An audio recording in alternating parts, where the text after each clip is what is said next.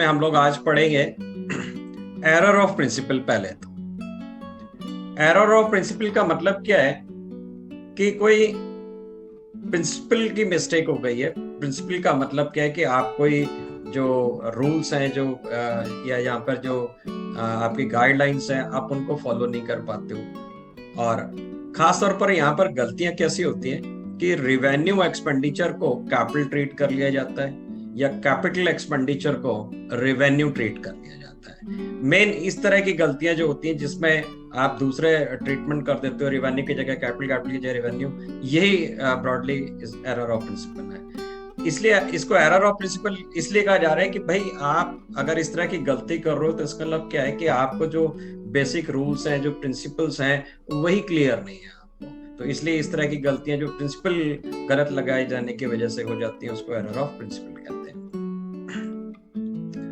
अब हम अगर बात करें तो accounting entries are recorded as per the generally accepted accounting principles, जो इनके में क्लास में चल रहा है खुशी के।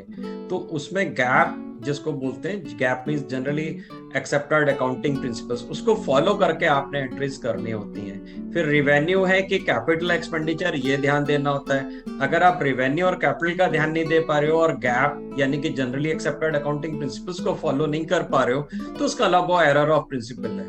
तो इसलिए हम कहते हैं कि when gap is not followed, तो इसका मतलब क्या है कि एरर ऑफ प्रिंसिपल है।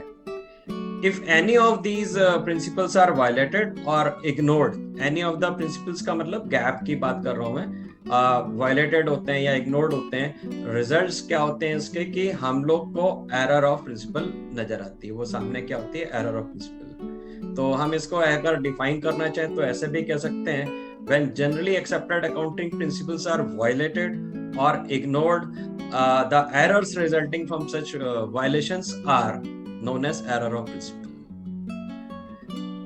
और अब देखिए एक और वजह जो पहले से डिस्कस कर रहे हैं जिसको हम कहते हैं रिवेन्यू और कैपिटल का डिफरेंशिएट नहीं कर पाना। तो जब रेवेन्यू और कैपिटल का डिफरेंशिएट नहीं कर पा रहे हो तो फिर आप गलती कर रहे हो, और वो गलती कौन सी है? Error of principle. एक एग्जांपल बहुत ही कॉमन सा है कि मशीन हमने खरीदी यूज करने के लिए, तो ये कैपिटल एक्सपेंडिचर है। जो भी चीजें यूज करने के लिए लेके आ रहे होते हैं वो एसेट्स की तरह ट्रीट होती हैं और उसको कैपिटल एक्सपेंडिचर का दर्जा दिया जाता है। पर गलती से क्या होता है कि आपने उसको एज ए गुड्स या परचेज में लिख दिया, तो वहां पर क्या हो गया? आपके एरर ऑफ प्रिंसिपल होगी। तो आइए अब हम इस तरह की प्रॉब्लम्स को कैसे सॉल्व करना है ये देखते हैं और कुछ एक इसके एग्जांपल्स लेते हैं। और एग्जांपल के लिए मैं आपके साथ शेयर कर रहा हूं screen. Wages of 4000 paid for the construction of building were debited to wages account. देखिए ये सिद्धांत की गलती हुई है यहाँ पर। फिर से कैसे? 4000 के जो वेजेस इन्होंने कंस्ट्रक्शन के लिए दी है उसको उन्होंने कहां पर लिख दिया? वेजेस अकाउंट में। वेजेस का मतलब तो ये कि जो हमारे यहाँ काम हो रहा है, जो प्रोडक्शन हो रहा है उसकी वेजेस। अगर बिल्डिंग के लिए, कंस्ट्रक्शन के लिए कोई वेजेस दी जा रही है तो वो बिल्डिंग के कॉस्ट में जुड़नी चाहिए। तो यहाँ पर इसी प्रकार की गलती हुई। बिल्डिंग को अगर हम बात करें तो बिल्डिंग के अंदर बहुत सारे खर्चे होते हैं, उसमें सरिया भी लग रहा है, सीमेंट भी लग रहा है, तो सारी चीजें जो लग रही हैं वो तो उसके कॉस्ट का पार्ट है। और जो वेजेस यानी कि जो लेबर चार्जेस दिए जा रहे हैं वो भी बिल्डिंग के कॉस्ट का ही पार्ट होगा, ना कि उसके लिए वेजेस अकाउंट सेपरेट होने जाए। अगर वेजेस अकाउंट सेपरेट अगर दिख रहा है तो वो शो करता है प्रोडक्शन की वेजेस, फैक्ट्री की वेजेस। तो इन्होंने यहाँ पर जो गलती करी है वो एरर ऑफ प्रिंसिपल है। यानी कि फिर से अगर हम बात को समझें, जो बिल्डिंग के लिए हमने वेजेस दी हैं उसके लिए हमें बिल्डिंग की कॉस्ट में ही जोड़ना चाहिए, उसको बिल्डिंग अकाउंट में ही डेबिट करना चाहिए, और इन्होंने कहां पर लिख दिया? गलती से वेजेस अकाउंट में। तो कैसे रेक्टिफाई करेंगे? बड़ा ही सिंपल सा तरीका है जो हम प्रीवियस क्लासेस से करते आ रहे हैं, उसी को ही फॉलो करते हुए चलना है। हमने यहाँ पर कैटेगरी बनानी होती है, और कैटेगरी जो होती है हमारी 3 तरह के हम लोग ऊपर हेडिंग्स लिख लेते हैं। आपके अगर टीचर्स बोलते हैं नहीं सीधा आंसर लिखना है तो आप सीधा आंसर भी लिखिए जैसे आपसे कहा जाए। तो यहाँ पर ऊपर हेडिंग होती है, एक तो जगह लिखते हैं हम रॉन्ग एंट्री, और दूसरी तरफ लिखते हैं हम एक्चुअल एंट्री, या करेक्ट एंट्री भी लिख सकते हो हेडिंग। ये दोनों पार्ट बेसिकली रफ का पार्ट है और इस जगह पे आंसर रहता है। which is rectified entry.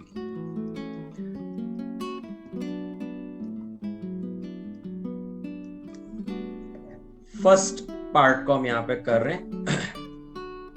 क्या गलती हो गई, उन्होंने बिल्डिंग के लिए, कंस्ट्रक्शन के लिए वेजेस पे करी, तो उन्होंने वहां पर डेबिट किसको कर दिया, वो लिख रहे हैं, देखिए वेजेस अकाउंट में डेबिट कर दिया। तो गलती क्या हुई यहाँ पर, अगर हम बात करें तो एंट्री होती है, गलत एंट्री है, wages account debit to cash account और 4000 रुपीज, जबकि होना क्या चाहिए था, वो बिल्डिंग की कॉस्ट में जुड़ना चाहिए था, तो बिल्डिंग को ही डेबिट होना चाहिए था, बिल्डिंग डेबिट होगी and credit what goes out cash, building to cash 4000, ये हमारी करेक्ट एंट्री थी। इसको ठीक करने के लिए क्या करना होगा, जो अभी तक कर रहे थे प्रीवियस लेक्चर्स में, जैसे आपने समझा वही रूल को फॉलो करना है। आप देखिए वेजेस यहाँ पर डेबिट है 4000 रुपीज से, क्या वेजेस को डेबिट होना चाहिए, गलत वाली एंट्री में चेक करना होता है सबसे पहले, तो वेजेस को यहाँ पे डेबिट नहीं होना चाहिए था, वेजेस की जगह पर बिल्डिंग होना चाहिए था। तो वेजेस अकाउंट को हम कैंसिल करेंगे, कैंसिल करने के लिए वेजेस अकाउंट को हम क्रेडिट कर देंगे। जैसे हमने वेजेस अकाउंट को क्रेडिट किया, वेजेस अकाउंट वहां से खत्म हो गया। अब वेजेस अकाउंट की जगह पर हमें लेके क्या आना है, जो सही अकाउंट है वो है आपका बिल्डिंग अकाउंट, तो हम बिल्डिंग अकाउंट को लेके आते हैं। इसकी जगह पर बिल्डिंग अकाउंट को डेबिट कर दिया, पहले वाला पार्ट हटा दिया, उसकी जगह सही वाला पार्ट ले आए, दैट्स इट, ये आंसर हो गया। ये आपका रेक्टिफिकेशन हो गया। नेक्स्ट एक्सरसाइज पे, नेक्स्ट प्रॉब्लम पे देखते हैं। फिर कह रहे हैं जी, machine purchased for ₹46,000 from messrs HMT limited were entered in the purchase book. HMT limited से हमने एक मशीन खरीदी, और जब हमने मशीन खरीदी तो मशीन तो भाई एसेट है, और उसको उन्होंने कहां पे लिख दिया, परचेज बुक में। तो गलती क्या इन्होंने गलती क्या कर दी भाई, परचेज बुक के अंदर तो केवल क्रेडिट परचेज ऑफ गुड्स लिखते हैं, परचेज बुक के अंदर तो केवल गुड्स की एंट्री लिखी जाती है। तो एरर ऑफ प्रिंसिपल हो गया, सिद्धांतन बात गलत हो गई। वो लिखना क्या चाहिए था, वहां पर आपको एसेट का नाम लिखना चाहिए था, और आपने उसकी जगह पर गुड्स की परचेज लिख दिया। आपने उसको परचेज अकाउंट में जब लिखा तो परचेज में तो सिर्फ गुड्स की परचेज होती है। तो आइए इसको कैसे ठीक करेंगे, हम इसके लिए देखते हैं। सबसे पहले तो सही क्या चीज थी, मशीन खरीदी थी, तो मशीन खरीदने की एंट्री हम पास कर लेते हैं। मशीन खरीदने की एंट्री हमारी होगी, सही एंट्री है, debit what comes in machine and credit the giver HMT limited to HMT limited, ये सही मायने में एंट्री होनी थी 46,000 रुपीज की। और इन्होंने क्या कर दिया, इन्होंने यहाँ पे गलती से इस जगह पर क्या करा, परचेज अकाउंट में एंट्री कर दी। तो इन्होंने जब परचेज में एंट्री कर दी तो परचेज अकाउंट रिकॉर्ड में आ गया, तो आ गया जी गलती से परचेज अकाउंट डेबिट, और किससे खरीदा है, HMT लिमिटेड, ये तो इन्होंने सही लिखा है। तो ये था 46,000। अब देखिए यहाँ पे परचेज अकाउंट जो लिखा हुआ है ये गलत है। क्यों गलत है, क्योंकि इसके सामने मशीन अकाउंट लिखा हुआ है, सामने आंसर लिखा हुआ है, उससे मिलाना होता है आपने। तो डेबिट पार्ट से हमेशा शुरू करते हैं, अगर कोई गलती होती है तो डेबिट पार्ट के ही उससे शुरू करेंगे कि गलती उसको ठीक किया, फिर उसके बाद क्रेडिट पार्ट को ठीक किया। अच्छा, एक बात और भी बतानी है कि ऊपर वाली एंट्री में हमने क्रेडिट पार्ट को इसलिए ठीक नहीं किया क्योंकि वहां पे टू कैश 4000 क्रेडिट किया हुआ है, और टू कैश दूसरी तरफ गलत में भी वही लिखा और सही वाले में वही लिखा, यानी कि सही लिखा हुआ है, तो इसलिए उसको रेक्टिफाई करने की जरूरत नहीं पड़ी। हम वापस इसी पॉइंट पे आते हैं। तो यहाँ पे क्या है कि परचेज अकाउंट डेबिट 46,000 क्या डेबिट होना चाहिए था, जी नहीं, इसको डेबिट नहीं होना चाहिए था, इसको हम क्या करते हैं, क्रेडिट करते हैं। तो हमने यहाँ पे टू परचेज क्रेडिट कर दिया, टू परचेज 46,000 जब हमने लिख दिया तो परचेज अकाउंट यहां से कैंसिल हो गया, और परचेज अकाउंट की जगह पर जो सही वाला अकाउंट था वो मशीन अकाउंट था, तो उसको हमने यहाँ पे लिख दिया, मशीन अकाउंट को ले आए, मशीन अकाउंट उसकी जगह पर आ गया, परचेज कैंसिल हो गया, डेबिट पार्ट ठीक हो गया। क्रेडिट में लिखा हुआ है टू HMT लिमिटेड, और गलत में भी यही है और सही में भी यही है, यानी कि ये पार्ट सही ही है।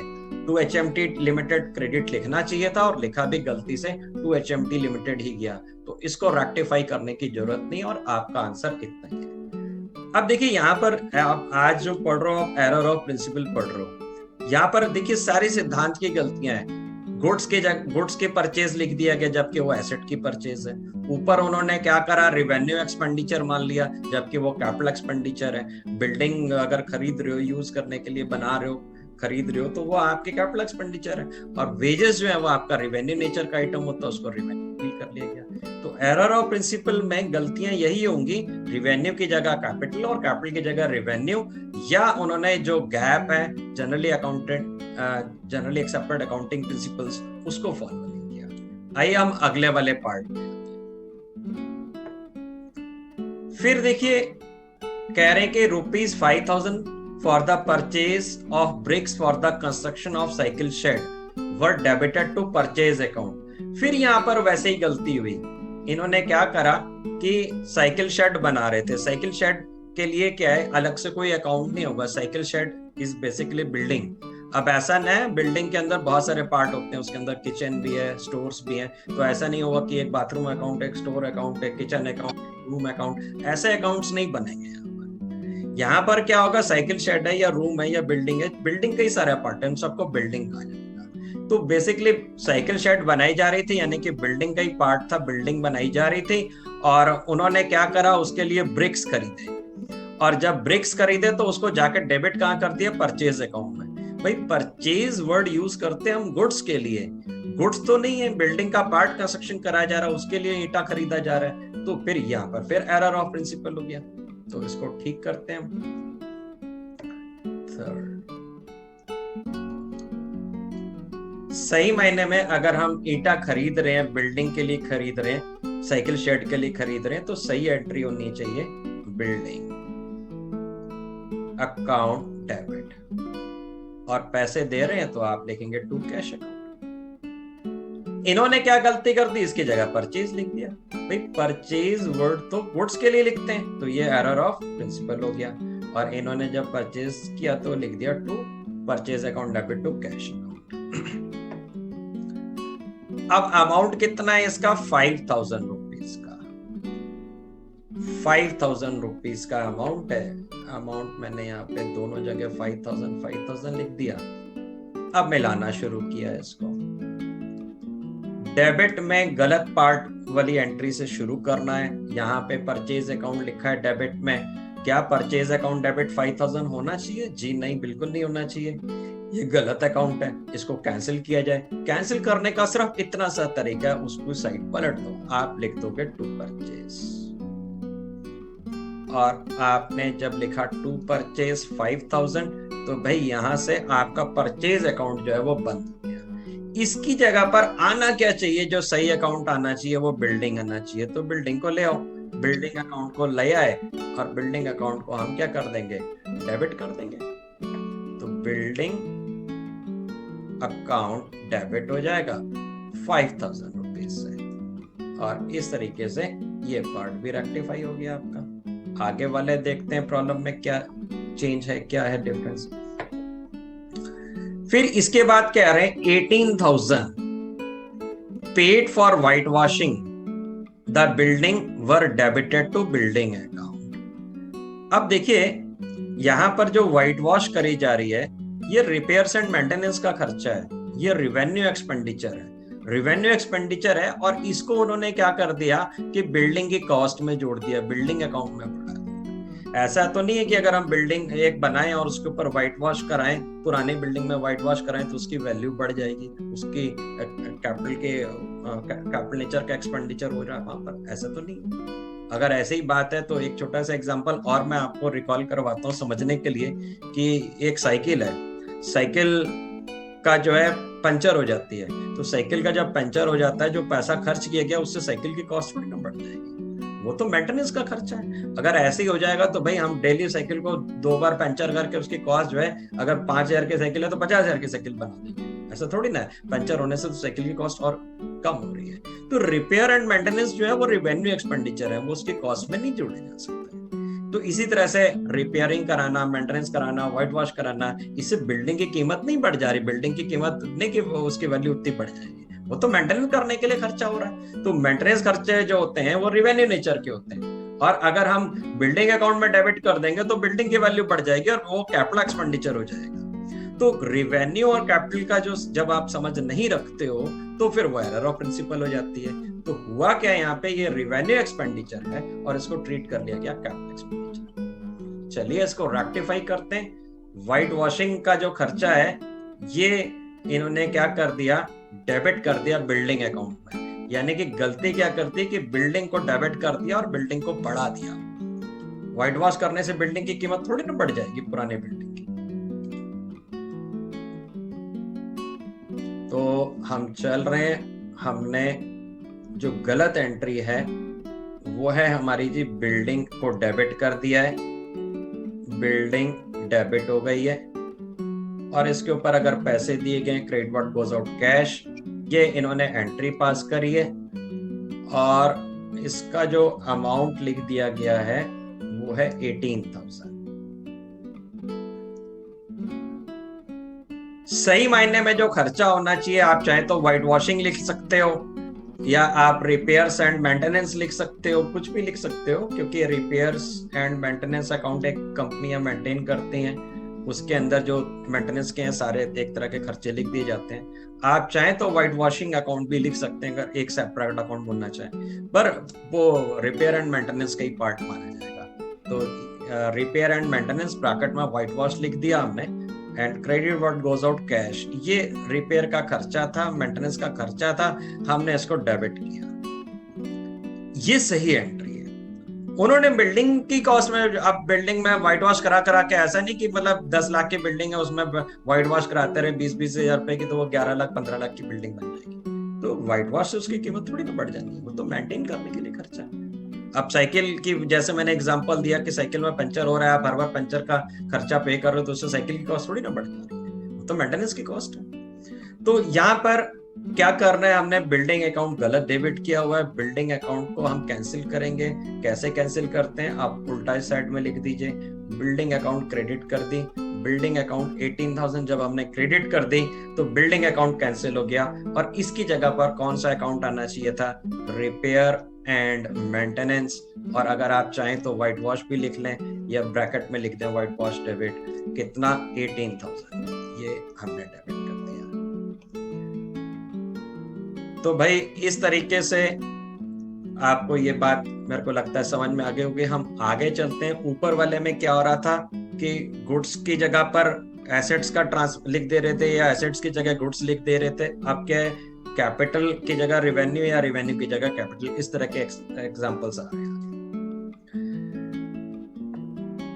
फिर फिफ्थ वाले पे आते हैं, installation charges of 1500 paid to an engineer for fixing the machine debited to the installation charges account.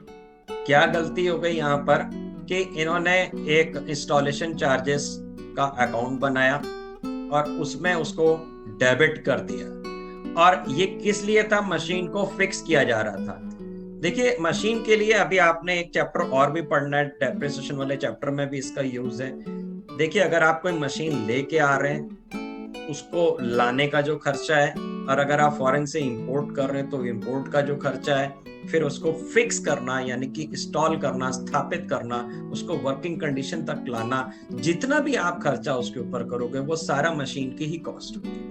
तो उसके लिए अलग अलग नहीं होंगे कि उसका यहाँ से मंगाने का इतना खर्चा पड़ा, ये उसका फिटिंग का खर्चा पड़ा, ये उसमें लेबर लगी थी उसका खर्चा, ये सब चीजों के अलग अकाउंट नहीं मेंटेन होंगे, इन सबको मशीन की कॉस्ट में जोड़ा जाएगा। जैसे कि एक एग्जांपल लेते हैं कि एक मशीन हमने फॉरेन से मंगाई, वो 1,60,000 की पड़ी, 20,000 रुपीज हमारा इंपोर्ट का खर्चा पड़ा, 10,000 रुपीज की वेजेस दी हमने उसको फिट करने के लिए, और 10,000 रुपीज का उसका एक बेस बनाने के लिए मेटेरियल का खर्च, मेटेरियल लगाना पड़ा। तो यहाँ पर क्या, इन सब चीजों के अलग अलग अकाउंट नहीं होंगे, इन सबको जोड़ दिया जाएगा और सबको मशीन की कॉस्ट में जोड़ा जाएगा। 1,60,000 ओरिजिनल कॉस्ट, 20,000 उसका इंपोर्ट का कॉस्ट, 10,000 उसका वेजेस का खर्चा उसको फिट करने का, 10,000 उसका बेस का मटेरियल का खर्चा, इन सबको जब टोटल करेंगे और इकट्ठे सबको मिलाकर टोटल 2 लाख रुपीस की मशीन कही जाएगी। इसके लिए wages account, material account, import charges account, अलग अलग अकाउंट नहीं मेंटेन होंगे। क्यों नहीं होंगे? अगर किसी भी एसेट के लिए बात करें तो उसके लिए रूल ये कि जब तक उसको चालू हालत में वर्किंग कंडीशन में लाने के लिए आप खर्चा कर रहे हो, तो जितना भी खर्चा कर रहे हो वो उसी की कॉस्ट में जुड़ेगा। तो यहां पर भी गलती इनसे यही हो गई कि इंजीनियर एक बुलाया गया और इसको इंस्टॉल किया जा रहा है, तो इंस्टॉल करने का खर्चा उन्होंने अलग से लिख दिया, जबकि वो उस मशीन की कॉस्ट का ही पार्ट होगा। तो उसको हमने मशीनरी अकाउंट में डेबिट करना है, ना कि अलग से इंस्टॉलेशन चार्जेस अकाउंट में। एक कॉमन सा एग्जांपल आपके लिए मैं और बता देता हूं कि जैसे आपने 50,000 रुपए का एसी लिया और 5,000 रुपए उसके इंस्टॉलेशन के लिए दिए, लगाने के लिए दिए, तो आप ये नहीं कहोगे कि 5,000 रुपए इंस्टॉलेशन के हैं और 50,000 रुपए एसी के हैं। आप दोनों कॉस्ट को जोड़ के आप बोलोगे कि 55,000 रुपीज का एयर कंडीशनर है। तो इंस्टॉलेशन का, फिटिंग का, जो भी वेजेस दे रहे हो, जो मेटेरियल का खर्चा है, वो उस एसेट की कॉस्ट में जोड़ा जाता है और उसको हम कैपिटल एक्सपेंडिचर बोलते हैं। तो कैपिटल एक्सपेंडिचर उसको काउंट करना है। हमने ऐसे एक अलग से चैप्टर भी पढ़ा हुआ है, रिवेन्यू एंड कैपिटल एक्सपेंडिचर, लगातार 2 दिन तक पढ़ा हुआ था। और जिन बच्चों को यहाँ पे कुछ डाउट हो रहा है अगर रिवेन्यू और कैपिटल की बात को समझने में, तो काइंडली वो उस रिवेन्यू और कैपिटल एक्सपेंडिचर के लेक्चर को जरूर अपनी ऐप में देखें। हम आगे चलते हैं। तो इंस्टॉलेशन चार्जेस जो हैं वो बोलते हैं कि for fixing the machine debited to installation charges account. आप अगर थोड़ा सा अगर सावधानी से क्वेश्चन को समझेंगे तो वो खुद ही बोलता है कि भैया इसको गलती से डेबिट कर दिया गया, तो उसी से ही समझ में आ जाता है कि ये गलत डेबिट हो गया, इसको हटाना है। तो उन्होंने बोला है कि वो डेबिट कर दिया गया किसमें? इंस्टॉलेशन चार्जेस में। तो अगर वो कह रहा है कि इसको डेबिट कर दिया गया इंस्टॉलेशन चार्जेस अकाउंट में, तो फिर इसका मतलब समझ में एक दूसरा मतलब भी आता है कि इसको हटाना है वहां से, क्योंकि वो खुद ही कह रहे हैं कि इसको डेबिट कर दिया। इसको डेबिट कर दिया यानी कि नहीं डेबिट होना चाहिए था। तो गलती क्या हुई है यहाँ पर? इंस्टॉलेशन चार्जेस जो हैं इन्होंने डेबिट कर दिए। तो इंस्टॉलेशन चार्जेस टू कैश, ये इन्होंने एंट्री लिखी होगी और इसका अमाउंट था 1,500 रुपीज। और जबकि इंस्टॉलेशन के लिए अलग से हमने कोई अकाउंट नहीं बनाना होता। वो जो भी, अगर एयर कंडीशनर का इंस्टॉलेशन है तो एयर कंडीशनर अकाउंट डेबिट होगा, मशीन का इंस्टॉलेशन है तो मशीनरी अकाउंट डेबिट होगी, प्लांट का इंस्टॉलेशन है तो प्लांट अकाउंट डेबिट, वो उसी एसेट की कॉस्ट में डेबिट होता है। तो हमने यहाँ पर क्या लिखना था सही मायने में? वो मशीन का इंस्टॉलेशन था तो हम लिखते हैं मशीन डेबिट टू कैश, ये लिखना चाहिए। और अब आप इसको ठीक करोगे। ठीक करने के लिए वही रूल जो हम पिछली 2 क्लासेस से पढ़ रहे हैं, बड़ा ही सिंपल सा है। हमने क्या करना है? इंस्टॉलेशन चार्जेस को नहीं लिखना है, इंस्टॉलेशन चार्जेस को हमने यहाँ से हटाना है। हटाने के लिए क्या करना होगा? इसको क्रेडिट करेंगे टू इंस्टॉलेशन चार्जेस। अब जब हमने टू इंस्टॉलेशन चार्जेस 1,500 लिखा तो इंस्टॉलेशन अकाउंट जो डेबिट हुआ था वो क्रेडिट हो गया और वो खत्म हो गया। अब इसकी जगह लेके क्या आना है? सही अकाउंट कौन सा है? Machine account. Machine account debit कर दे रहे 1,500, ये ठीक हो गया। क्रेडिट वाले पार्ट में मैं अभी बार बार आपको नहीं बता रहा हूँ कि देखिए क्रेडिट वाले में टू कैश ऊपर में भी 18,000 गलत में भी और सही में भी है, तो वो पार्ट गलत में जो लिखा है वो सही पार्ट लिखा है, इसलिए उसको ठीक करने की जरूरत नहीं है। यहाँ पे भी टू कैश 1,500 गलत में लिखा और एक्चुअल में भी टू कैश 1,500 है, तो इसको भी ठीक करने की जरूरत नहीं है, क्योंकि क्रेडिट वाला पार्ट तो ऑलरेडी ठीक ही है, वो ऑलरेडी रेक्टिफाइड है। कल वाली क्लास में हम लोगों ने पढ़ा था कि जब वहां पर क्या था कि क्रेडिट वाले पार्ट में भी गलती, तो क्रेडिट वाले पार्ट में भी गलती है तो उसके लिए भी वही रूल यूज करना है। उसको क्रेडिट को गलत जो हो गया उसको आप डेबिट कर दो और उसकी जगह पर नए वाले को क्रेडिट कर दो। That's it. हम आगे चलते हैं और एग्जांपल देखते हैं। A second-hand computer purchased for 15,000 was charged to office expenses account. देखिए यहाँ पर इन्होंने एक कंप्यूटर खरीदा, सेकेंड हैंड था, और उसको क्या कर दिया? खर्चे के तौर पर लिख दिया गया। अब देखिए अगर खर्चे के तौर पर लिख दिया गया तो कंप्यूटर खरीदना कोई खर्चा नहीं है, चाहे सेकेंड हैंड है चाहे नया। खर्चे का मतलब एक्सपेंस नहीं है, वो एक्सपेंस नहीं, ऑफिस का एक्सपेंस थोड़ी ना, वो तो एक एसेट है, तो उसको कैपिटलाइज करना चाहिए, उसको कैपिटल एक्सपेंडिचर मानना चाहिए। इन्होंने क्या कर लिया? उसको रिवेन्यू एक्सपेंडिचर कर लिया। जब भी हम एक्सपेंस लिख दे रहे हैं वो रेवेन्यू एक्सपेंडिचर है, और जब हम उसको एसेट मान रहे हैं तो वो कैपिटल एक्सपेंडिचर है। कुल मिला के अगर आपको याद रखने की बात है तो रिकॉल भी करा दूं, जो एसेट्स होती हैं वो कैपिटल एक्सपेंडिचर हैं और जो एक्सपेंसेस हैं वो रेवेन्यू एक्सपेंडिचर्स। तो सेकेंड हैंड कंप्यूटर को खरीदा गया था, तो इसके लिए एंट्री क्या होने चाहिए, हमें ऐसे भी लिख सकते हैं computer account debit to cash account, या कभी कभी कुछ जगहों पर ऐसा भी होता है कि हम कंप्यूटर का नाम ना लिख करके वहां पे ऑफिस इक्विपमेंट्स भी लिख देते हैं, क्योंकि ऑफिस के अंदर काफी सारी चीजें होती हैं तो उन सबके लिए अलग अलग अकाउंट नहीं बनाते। जैसे टाइपराइटर है, प्रोजेक्टर है, तो अलग अलग अकाउंट बनाने की जगह उन सबके लिए एक ही अकाउंट बना दिया जाता है, ऑफिस इक्विपमेंट अकाउंट। तो इससे कोई फर्क नहीं पड़ता। ये जब आप रियल लाइफ में जब कहीं पे जॉब कर रहे होगे तो वहां पे उसकी ऑर्गेनाइजेशन की पॉलिसीज होंगी जो बताया जाएगा कि भाई ऑफिस इक्विपमेंट के अंदर ही कंप्यूटर, प्रोजेक्टर, लैपटॉप सबके अकाउंट उसी मेंटेन करने हैं या आपको अलग अलग मेंटेन करने हैं।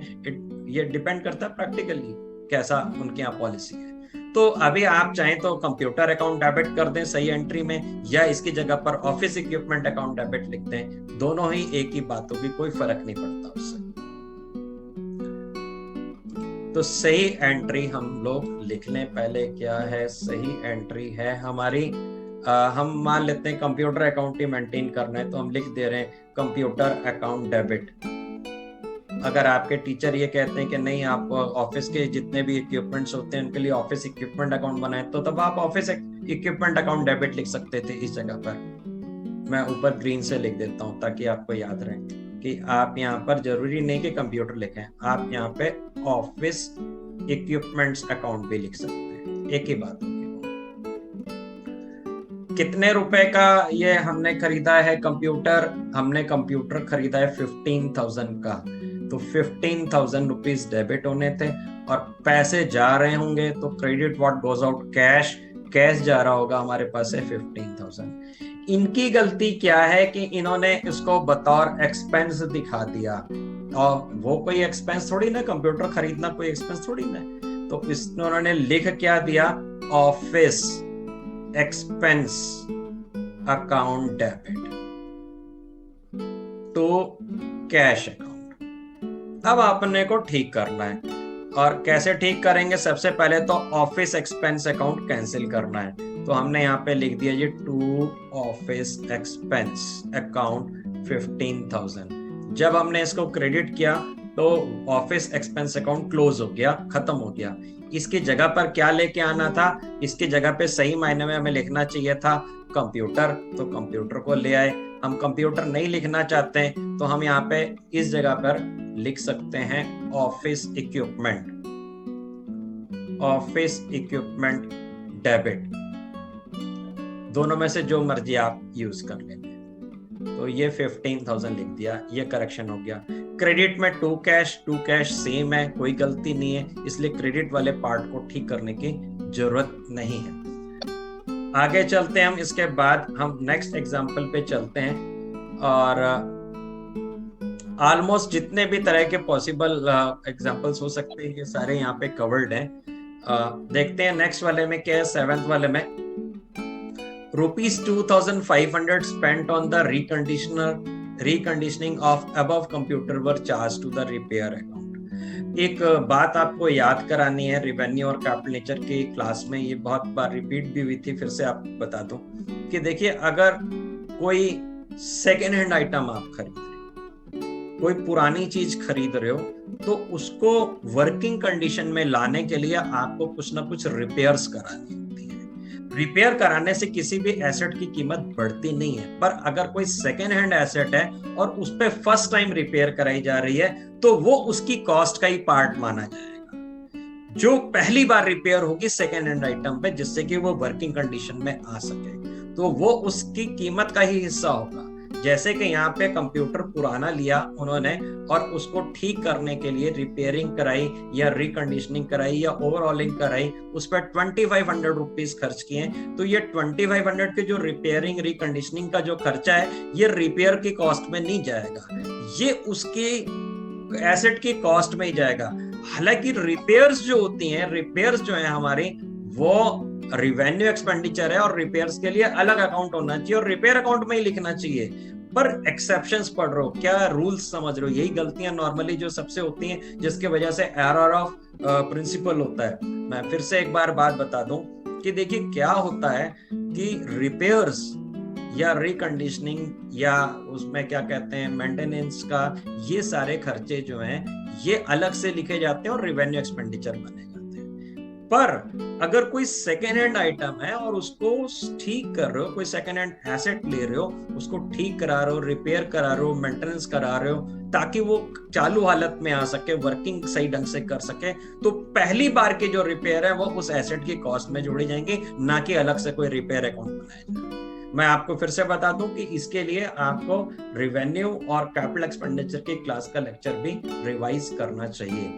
आगे देखते हैं क्या हुआ। फिर से इन्होंने लिख दिया गलती से उसको रिपेयर अकाउंट में। रिपेयर अकाउंट में नहीं लिखना चाहिए, क्योंकि उसने लिखा 2500 spent on the reconditioning the above computer. ऊपर जो कौन सा कंप्यूटर था इससे पहले, वो सेकेंड हैंड कंप्यूटर था, तो वो सेकेंड हैंड कंप्यूटर की रिकंडीशनिंग में खर्च कर रहे हैं। तो चलिए इसको रेक्टिफाई करते हैं हम।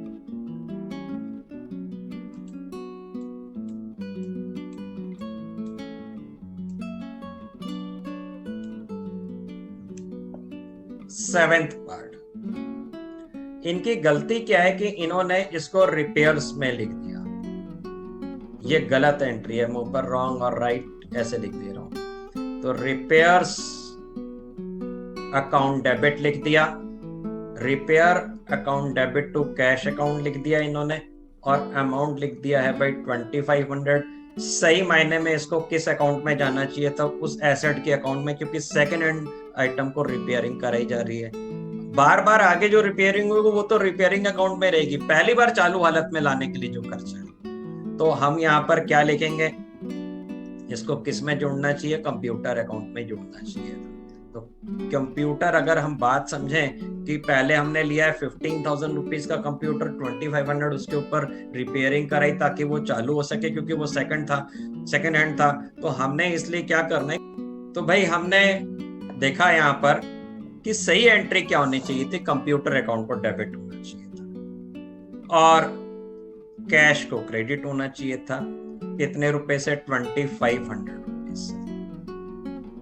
इनसे गलती सिर्फ इतनी हुई है कि वो रिपेयर कराई थी तो रिपेयर अकाउंट में लिख दिया, जबकि वो भाई रूल क्या कहता है हमारा, यही तो रूल्स है। रूल्स जो समझने कि जब रूल्स फॉलो नहीं हो रहे हैं तो वो आपका जो है एरर ऑफ प्रिंसिपल हो गया। तो फिर सही एंट्री जो होनी थी वो एंट्री होनी थी computer account debit to cash account. और कंप्यूटर की जगह पर हमने पहले भी डिस्कस किया, कुछ जगह पर कंप्यूटर, टाइपराइटर, प्रोजेक्टर, जो भी चीजें हैं, जो एसेसरीज हैं, उन जो ऑफिस में यूज हो रही होती है, उन सब के लिए एक अकाउंट मेंटेन करते हैं, ऑफिस इक्विपमेंट अकाउंट। तो अगर ऑफिस इक्विपमेंट अकाउंट लिखना चाहें तो आप ऑफिस इक्विपमेंट अकाउंट भी लिख सकते हैं इसकी जगह पर। दोनों में से एक वर्ड लिख सकते हो आप। इट डिपेंड्स कि आपके टीचर आपको क्या बोलते हैं, या अगर आप कहीं पे जॉब कर रहे हैं तो वहां पर की क्या पॉलिसी है। अब गलत और सही हमें दोनों पता चल गए। गलत वाले पार्ट से शुरू करना है। रिपेयर्स अकाउंट डेबिट गलत लिखा गया है, इसको नहीं होना चाहिए था, इसको हम कैंसिल करेंगे। इसकी जगह पर हम लेके आएंगे टू रिपेयर्स। कैंसिल किया, रिपेयर्स को क्रेडिट किया, कैंसिल किया, और ये हो गया आपका 2500। फिर रिपेयर्स की जगह पर सही चीज क्या लेके आनी थी? हमें कंप्यूटर अकाउंट लेके आना था। हम कंप्यूटर अकाउंट डेबिट कर रहे हैं। और अगर आपने इस जगह पर, आपके यहाँ पर ऑफिस इक्विपमेंट लिखने को कहा जाए तो आप ऑफिस इक्विपमेंट लिखिए, जो भी लिखना चाहे कोई फर्क नहीं पड़ता। तो फाइनली रिकैप करते हैं, गलती क्या थी? रिपेयर्स अकाउंट डेबिट हुआ था और सही मायने में लिखा क्या जाना चाहिए था? कंप्यूटर अकाउंट या ऑफिस इक्विपमेंट अकाउंट। और अब रेक्टिफाई हमने कैसे किया? हमने रिपेयर अकाउंट को उल्टा करके कैंसिल कर दिया, क्रेडिट कर दिया, और उसकी जगह पर हमने ऑफिस इक्विपमेंट को लाके रख दिया। क्रेडिट वाले पार्ट में टू कैश गलत में लिखा हुआ है, और सही मायने में अगर देखते हैं तो सही वाले में भी टू कैश ही था। तो यानी कि क्रेडिट वाले पार्ट में कोई भी गलती यहाँ पर नहीं है। आइए लास्ट प्रॉब्लम इस टॉपिक की देखते हैं, उसमें क्या गलती हुई।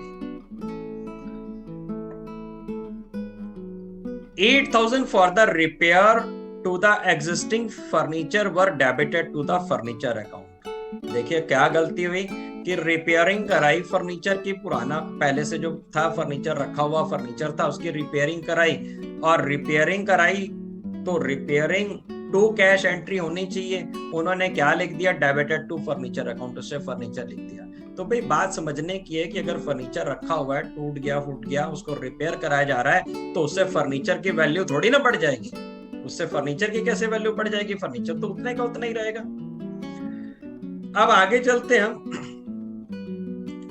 हम इसको ठीक करते हैं और व्हाइट बोर्ड पे चलते हैं। क्या गलती करी इन्होंने, गलती ये करी कि फर्नीचर अकाउंट को डेबिट कर दिया।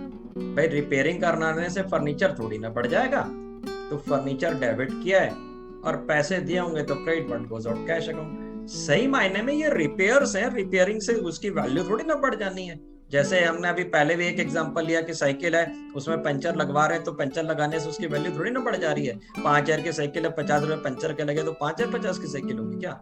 ऐसे 50-50 रुपए करके वो किसी दिन 10,000 की साइकिल हो जाएगी कि बार बार पंचर हो रही है। तो समझने की बात है, रिपेयरिंग से किसी चीज की कॉस्ट नहीं बढ़ रही होती, तो रिपेयरिंग को कॉस्ट में नहीं जोड़ना है, रिपेयरिंग को अलग रखना है। हाँ, कब रिपेयरिंग को जोड़ना है ये प्रिंसिपली बात समझनी है कि सेकेंड हैंड है और फर्स्ट टाइम रिपेयरिंग कराई जा रही है तो उसकी कॉस्ट में जुड़ेगी। और अगर कोई एसेट को ला रहे हो, ला करके फिट करा रहे हो, इंस्टॉल करा रहे हो, तो जो उसमें खर्चा है वो तो उसकी कॉस्ट का पार्ट होगा।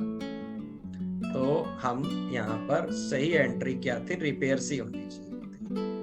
तो रिपेयर्स को डेबिट करना है और credit what goes out cash, ये हमारी एंट्री थी। इसका अमाउंट कितना था भाई, 8,000 रुपीज। 8,000 हमने यहाँ लिख दिया और ये 8,000 लिख दिया।